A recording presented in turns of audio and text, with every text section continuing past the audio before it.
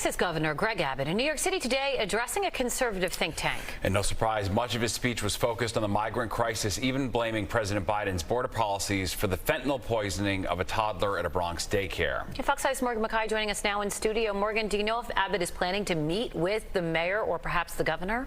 Stephen, Teresa, maybe somewhat unsurprisingly, he will not be meeting with them as far as we know. But interestingly enough, Texas Governor Greg Abbott had high praise for both Governor Kathy Hochul and Mayor Eric Adams.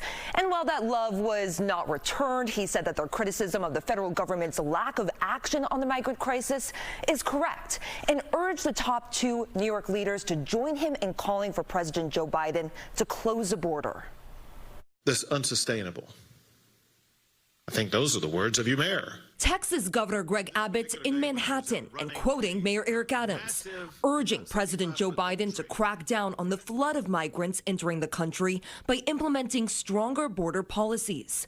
Coincidentally, Abbott was speaking across the street from the city's migrant intake center, where at least some of the migrants Abbott has bused from Texas are currently living.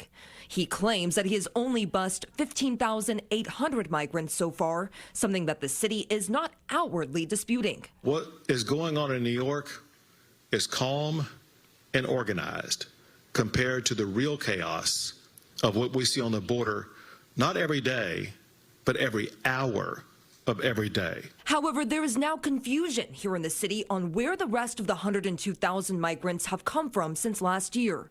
City officials will not give clear answers, nor will they provide access to a migrant database, if there is one, keeping track of who and where these migrants are arriving from.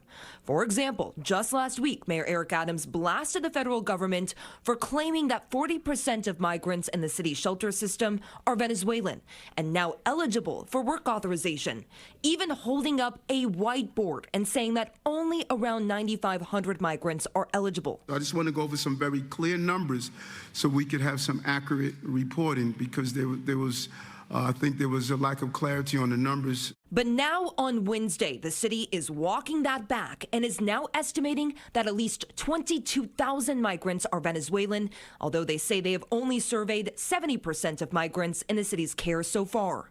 After a back and forth with reporters, Deputy Mayor Ann Williams-Isom claimed that these numbers are not a top priority for New Yorkers anyways. So I understand that this is an important issue. We will get you the information, but please don't tell me it's because the public is dying to know the numbers of Venezuelans.